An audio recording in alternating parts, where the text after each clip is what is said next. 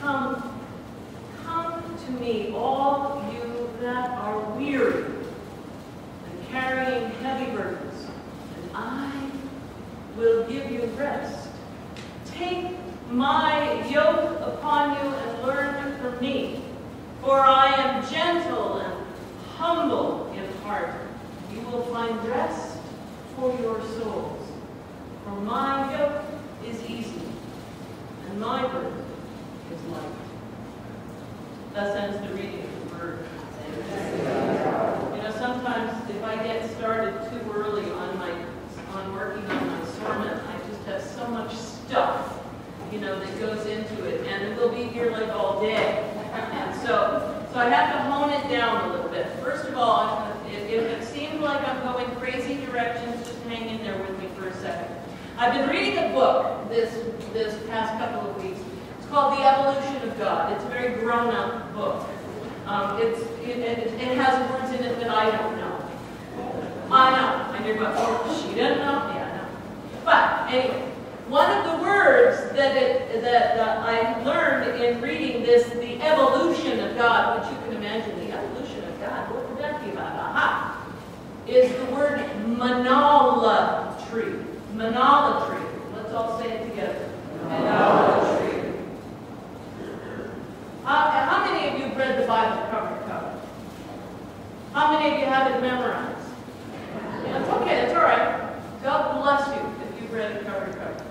How many of you found some things that just were confusing too when you read it? Okay. Well, one of the things that I'm just going to read a couple of excerpts for you. The God of Jesus has evolved over thousands of years, 1,000+ years, from a God that actually came out of many gods. Polytheism. And you're going to go, oh, come on. Well, reading from Genesis chapter 31.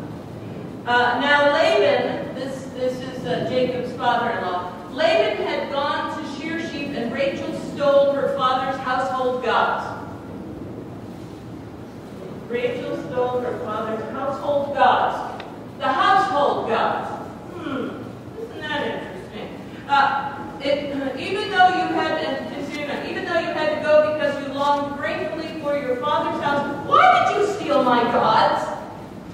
That's Laban talking to Jacob. Laban went into Jacob's tent looking for his gods. Laban went into Leah's tent looking for his gods. Laban went into Rachel's tent looking for his gods. Now, Rachel had taken the household gods and put them into the camel's saddle and sat on them. So Laban couldn't find them. Now, in chapter 32, there's this wonderful passage, which, by the way, the Word Ordained Ministry wants me to preach on, maybe. So and maybe we'll do it later.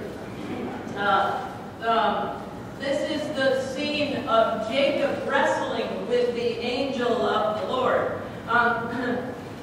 He took them and sent them across the stream, and likewise everything that he had. Jacob was left alone, and a man wrestled with him until daybreak. When the man saw that he did not prevail against Jacob, he struck him on the hip socket, and Jacob's hip was put out of joint as he wrestled with him.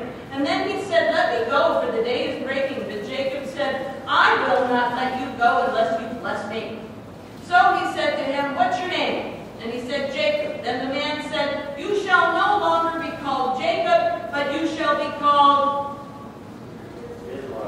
Israel. Israel, the one who wrestled with Elohim, the name of the God of the wrestling match. Yahweh, Elohim. Okay. Kings, 1 Kings. King Solomon loved many foreign women. Along with the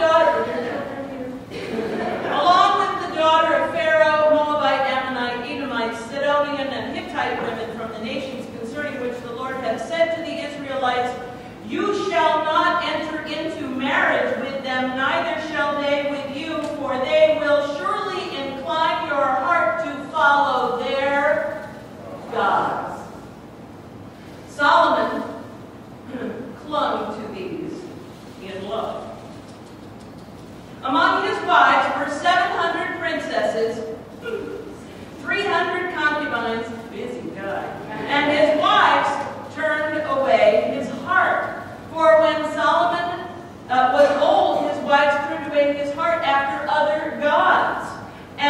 heart was not true to the Lord, capital L, capital O, capital R, capital D, his God, as was the heart of his father David. For Solomon followed Astarte, the goddess of the Sidonians, and Milcom, the god of the Ammonites. So Solomon did what was evil in the sight of the Lord and did not completely follow the Lord, capital L, capital O, capital R, capital D, as his father David had done. Then Solomon built a high place for Shamash, the god of the Moabites, and for Molech, the god of the Ammonites, and on the mountain east of Jerusalem. He said he did the same thing for because all of his foreign wives offered for all of his foreign wives.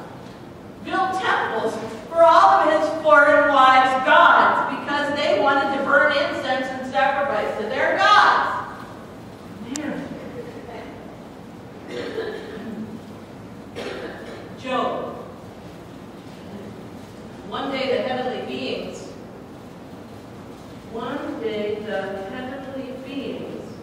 came to present themselves before the Lord, capital L, capital O, capital R, capital D. And Satan also came among them. The Lord said to Satan, "Where did you come from, Satan?" And Satan answered the Lord, "Well, I've been going to and fro on the earth, backward and forward and up and down." Chapter 2. Job.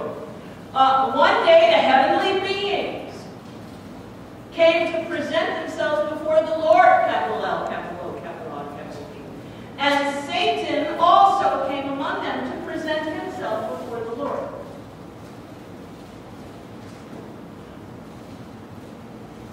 The evolution of God. Polytheism to monotheism. Monolatry, the word monolatry meant that there was one God who was worshipped, but there were a whole bunch of other gods it was okay to know.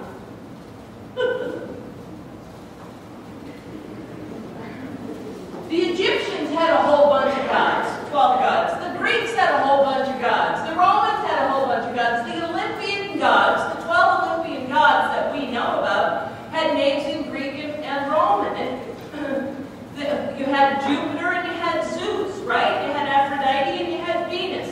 We had all sorts of knowledge of these other gods, of polytheistic societies. And I have to tell you that our monotheistic society, our belief in the God of Jesus Christ came out of this conglomeration of all sorts of ideas about gods. And God evolved through the centuries. God evolved through the decimation of entire societies. God evolved through wars. God